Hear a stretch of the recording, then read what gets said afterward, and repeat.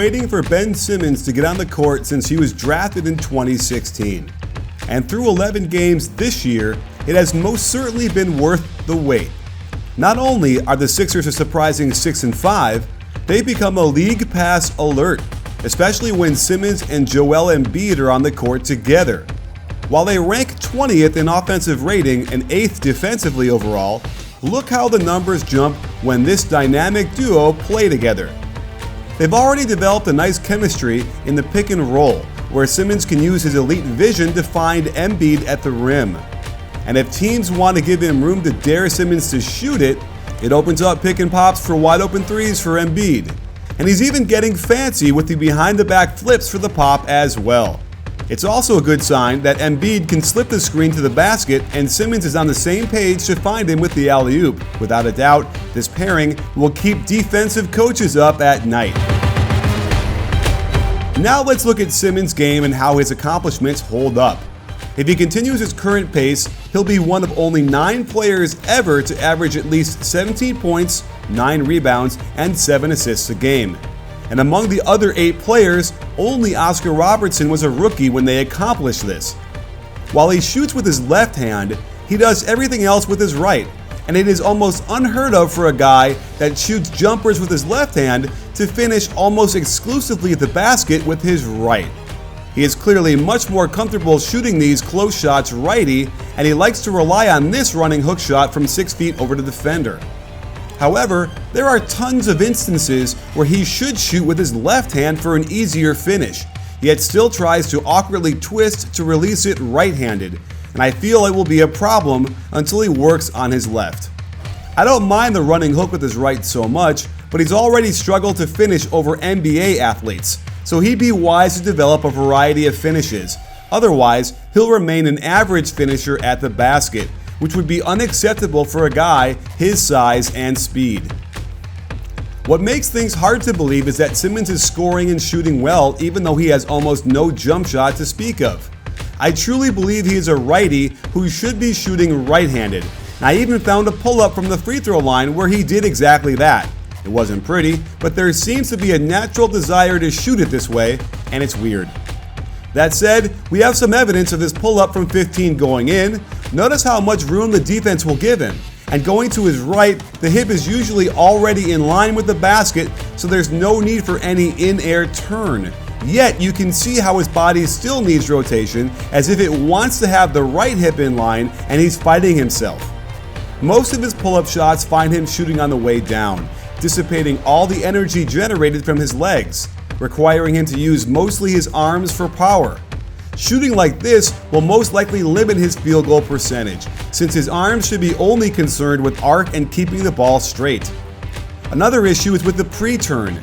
On this hop, he should be turned to his right at least 10 degrees to get his left hip in line with the hoop. Instead, he's 10 toes to the rim and now requires an in-air rotation plus shooting on the way down. Here's an extreme version of this that actually goes in, but will only lead to inconsistency. The late release could be an easy fix for him, smoothing out the shot and giving him better rhythm. The other piece to this puzzle is his legs. He's clearly fighting his body to maintain balance while in the air, and they stick out in all directions trying to find something that will make him feel comfortable as he's on the way down. This is the easiest fix for him, and check out when he gets his legs parallel and not parachuting out. This is the jump shot we're all waiting for him to develop every time down. Because his jump shot is broken, teams will sag off him and dare him to shoot it. However, that just gives him a runway to build up speed to the hoop. He turns the corner going to his right much better than his left, and if you give him this much space, he'll finish strong. The space teams are giving him is kind of ridiculous, and he needs to learn better attack angles to get right to the rim and stop relying on this running right-handed hook so much. The weird thing about his righty finishes is that he doesn't drive to his right that well at all. Considering he's supposed to be a lefty, almost all his pick and rolls are set for him to go right, and he's just not as aggressive at finding seams and scoring opportunities in this direction. Time and again, we see the ball screen this way, and he's not as explosive with the right-hand dribble, leading to turnovers and misses. Rejecting the screen to go to his left looks much better to me, yet here's another wild righty shot when a lefty layup was called for. So weird. And check out how much more confident he looks on the lefty drive off the pick and roll and then the nice lefty finger roll. Again, he rejects the screen to go to his left and he explodes to the hole for the dunk. This is definitely a thing. If you still don't believe me that he's better driving left, then here are a few more instances where he's explosive, quick, strong, and finishes well. Simmons' passing is what makes him so special, and some of his best work comes on the fast break. His height gives him vision over the defense, and his touch gets this pass right on target and on time. When a passer like this is on the court, it inspires teammates to cut more, and he can find anyone, anywhere, with any type of pass, on the numbers. Even something as subtle as a quick catch and pass shows vision and maturity beyond his years. No defense is safe no matter where he is on the court, as he can see and make 45-foot lobs to a number of serious athletes on this team.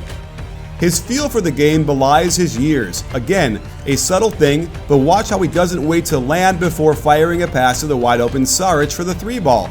Most young guys would waste seconds before finding him. This hammer play is designed to find the open man in the corner, but look at the body control and vision as he wraps this to the wide open wing so Bayless can easily knock this shot down. And he's always so calm in the face of a scramble. Check how effortless this 48-foot skip pass is, right on the money to McConnell. Defensively, Simmons' feel for the game helps him tremendously as he reads the ball handlers so well to get steals. He has serious anticipation to where the ball is going and elite athleticism to jump passing lanes. His basketball IQ is off the charts on plays like these where he pursues the ball and is in perfect position for the steal. Just watch how his long arms get the deflection and then he just seems to know exactly where to go 2 steps early for another steal. And it's the same anticipation that one day can make him into a serious rim protector, allowing Brett Brown to play him in any position where he can cover for teammates who get beat by blocking their shots. If they want him to guard smaller, quicker point guards, he has the ability to recover and block those shots too. His off-ball instincts are very good, and he will continue to get better and more effective on this side of the basket. The Sixers have been processing for quite some time, and I knew back in 2014 that it was only a matter of time until they got healthy and on the court together. What's truly frightening is that Simmons has so much room to improve his game. If this is his baseline, then we are talking surefire Hall of Fame by the time he hangs up his shoes. And if that's the case, Philly will be hoisting a few championship trophies in their future.